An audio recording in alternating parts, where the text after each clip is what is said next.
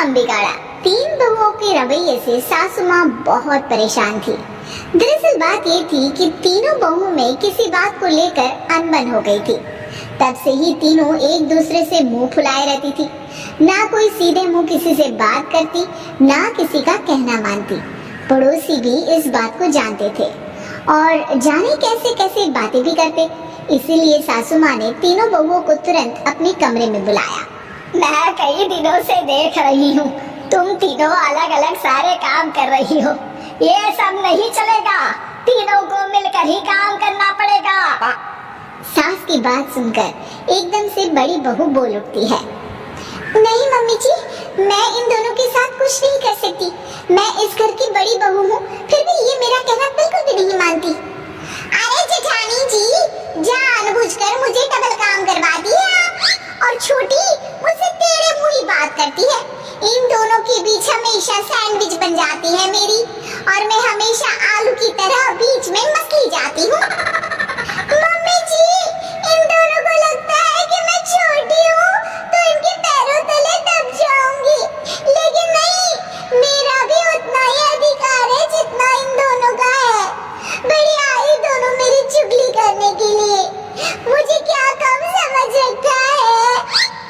तीनों बहू एक दूसरे से बहस करने लगती है और सास दोबारा ये देखकर टेंशन में आ जाती है और सबसे कहती है, चुप हो जाओ, अब से तुम तीनों सारे काम एक साथ करोगी। आंख बंद करके एक दूसरे की बात सुनोगी।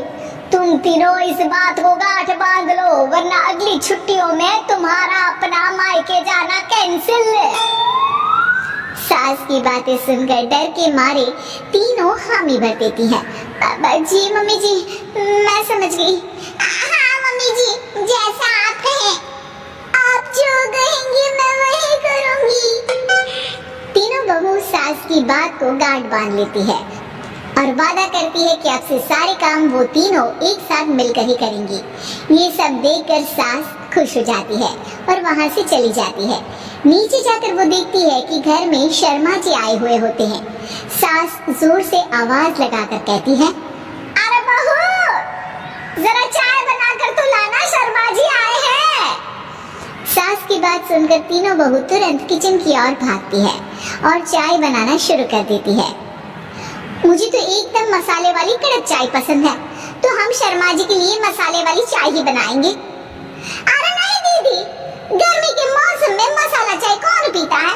मैं तो शर्मा जी के लिए इलायची वाली चाय ही बनाऊंगी। ये कैसी बात कर रही हैं आप दोनों? मेरी मम्मी ने सिखाया है कि मेहमान को ज्यादा दूध और शक्कर वाली चाय देनी चाहिए, वरना वो घर वालों को कंजूस समझते हैं। तो मैं तो शर्मा जी को ऐसी ही चाय दूंगी। तीनों बहुएं अपने अपने तरीके से चाय में शक्कर, मसाला, पत्ती सब डाल देती है। उबलने के बाद तीनों मिलकर चाय बाहर लेकर जाती है और शर्मा जी और सासू माँ को देती हैं। चाय पीने के बाद शर्मा जी सासू माँ को देखकर शर्मा जाते हैं और शर्मिंदा महसूस करते हैं कि आखिर उन्होंने चाय पीने के लिए हामी क्यों भरी। सासू माँ भी चाय पीना शुरू करती है और कहती हैं, अरे बहू, ये कैसी चाय बनाई है? चाय है या मीठे दूध की बासुंदी? हाँ, चाय अच्छी नहीं लगी क्या? कोई बात नहीं, हम पराठा बनाकर लाते हैं। चलो चलो अंदर। हाँ चलो।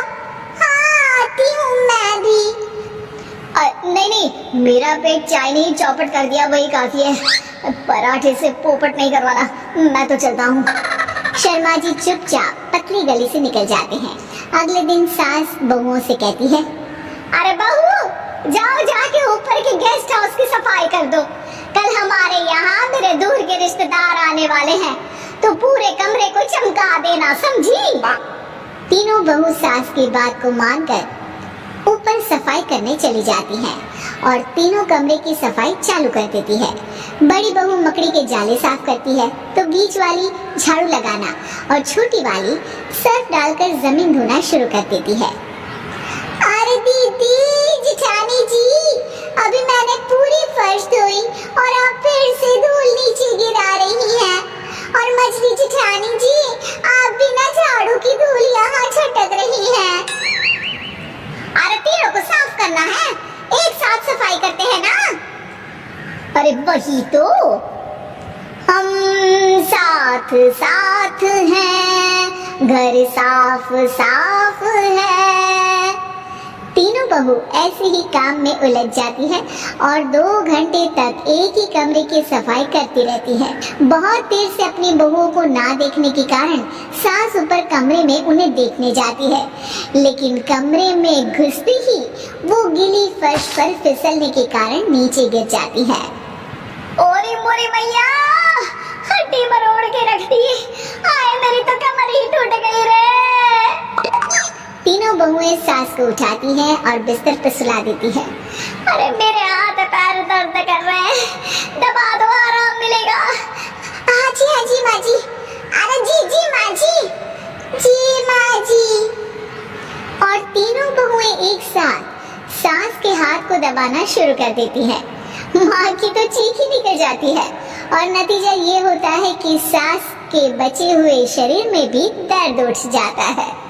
हाय राम, ये क्या कर दिया तुम तीनों ने। अरे मेरी तो किस्मत ही फूटी है कि तुम जैसी बहुएं मुझे मिली। हे भगवान, पूरे शरीर में दर्द बढ़ गया है। अब तो पता नहीं कि चल भी पाऊंगी या नहीं। माफ करो, मुझे गलती हो गई मुझसे कि तुम तीनों को एक साथ काम करने के लिए बोला। सोचा था तीनों मिलके अच्छे से काम करेगी, लेकिन बड़े बुजुर्ग सही कहते थे कि 3 तिगाड़ा काम बिगाड़ा। तुम लोगों ने ये बात ना आज साबित करके दिखा दी। तुम